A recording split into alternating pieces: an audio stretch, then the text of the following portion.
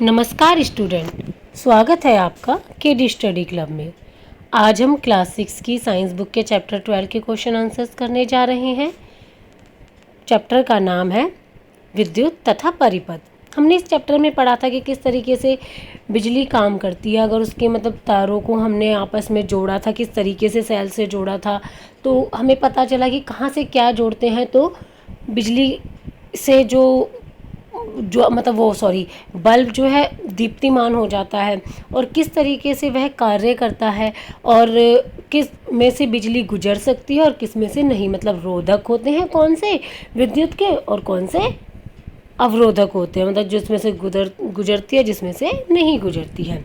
इस तरीके से हमने बिजली के बारे में पढ़ा था। तो पहला प्रश्न करते हैं, रिक्त स्थानों की पूर्ति कीजिए। एक युक्ति जो परिपथ को तोड़ने के लिए उपयोग की जाती है डैश कहलाती है। परिपथ को तोड़ना यानी वही कि बिजली कैसे आपके बल्ब तक जा रही है, उसको अगर हमने तोड़ना है यानी ऑफ ऑन करेंगे तो वो उस तक गुजरेगी और ऑफ कर देंगे तो वह वहाँ तक नहीं जाएगी। तो इसके लिए हम किस चीज़ का यूज़ करते हैं, स्विच का यूज़ करते हैं।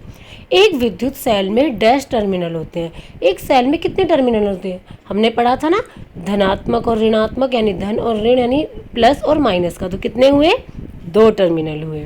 निम्नलिखित कथनों पर सही या गलत का चिन्ह लगाइए।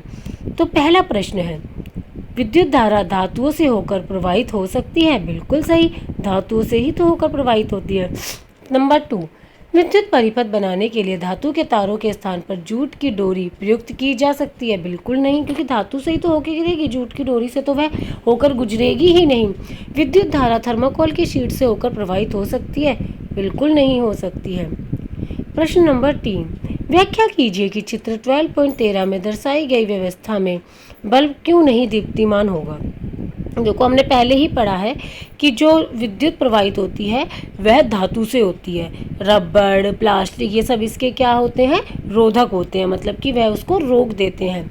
तो दिए गए परिपथ में तार एक सिरा विद्युत सेल से सीधा बल्ब से जुड़ा है और दूसरा सिरा एक रोधक से यानी कि उसकी प्लास्टिक के हैंडल से जुड़ा है।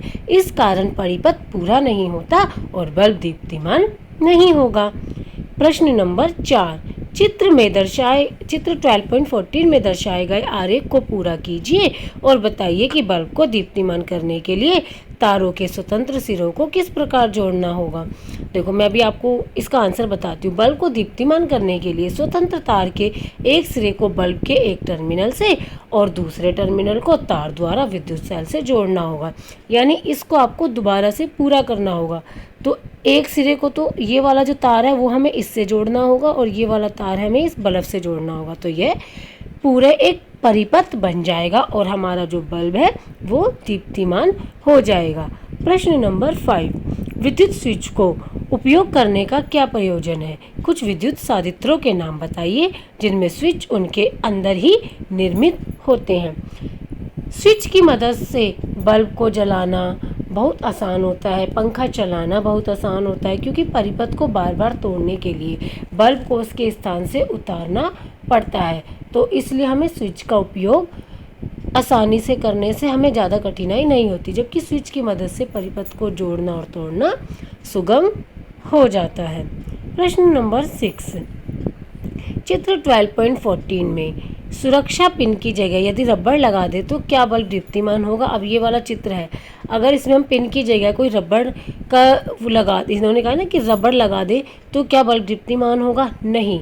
सुरक्षा पिन की जगह रबड़ लगाने से बल्ब दीप्तिमान नहीं होगा, क्योंकि रबड़ विद्युत रोधक है, जिसके कारण विद्युत इसमें से नहीं गुजरेगी और बल्ब दीप्तिमान नहीं होगा। प्रश्न नंबर 7, क्या चित्र 12.15 में दिखाए गए परिपथ में बल्ब दीप्तिमान होगा।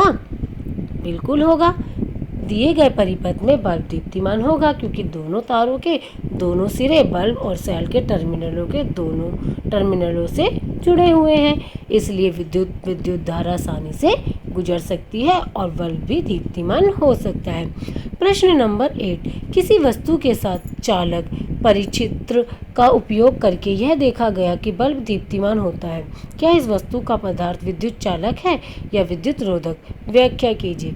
वस्तु का पदार्थ विद्युत चालक है, क्योंकि विद्युत धारा केवल उसके विद्युत चालकों में से ही होकर गुजर सकती है और रोधकों में से नहीं, इसलिए वह विद्युत चालक है इसी और रोधकों में से नहीं प्रवाहित हो सकती, इसीलिए वह बल्ब दीप्तिमान हुआ, क्योंकि वह विद्युत अपने में से प्रवाहित होने दे रहा है। प्रश्न नंबर 9, आपके घर में स्विच की मरम्मत करते समय विद्युत मिस्त्री रबड़ के दस्ताने क्यों पहनता है, व्याख्या कीजिए। ठीक है, घर में स्विच की मरम्मत करते समय विद्युत मिस्त्री रबड़ के दस्ताने इसलिए पहनता है क्योंकि रबड़ जो है वह बिजली की विद्युत की रोधक है, उसमें से बिजली नहीं गुजर सकती है। मरम्मत करते समय यदि उसका हाथ विद्युत तार से यदि स्पर्श भी कर जाए तो उसको करंट या विद्युत झटका नहीं लगेगा। प्रश्न नंबर 10, विद्युत मिस्त्री द्वारा उपयोग किए जाने वाले औजार जैसे पेचकस और प्लायर्स के हत्थों पर प्राय प्लास्टिक या रबड़ के आवरण चढ़े होते हैं, क्या आप इसका कारण समझा सकते हैं। जी, विद्युत मिस्त्री द्वारा उपयोग किए जाने वाले औजार पेचकस और प्लायर के हत्थों पर प्राय प्लास्टिक या रबड़ के आवरण चढ़े होते हैं, क्योंकि प्लास्टिक या रबड़ विद्युत रोधक है, इसलिए इनमें विद्युत धारा नहीं बह सकती, जिसके फलस्वरूप विद्युत मिस्त्री बिजली का झटके से बच जाते हैं और उनको करंट नहीं लगता है। धन्यवाद स्टूडेंट्स।